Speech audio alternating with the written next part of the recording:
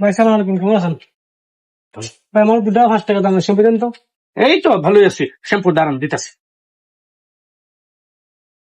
আচ্ছা সরল ভাই, কাস্টমার আছে বুঝছেন, আমি যাই না বাসাতে বুঝছেন। হ্যালো, আচ্ছা আইসা সরল ভাই। अच्छा ठीक है।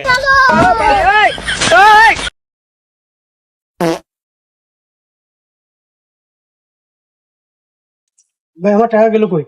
আমার এখানে টাকা ছিল। ভাই আপনি কোনো আমার টাকা ছিল কেন?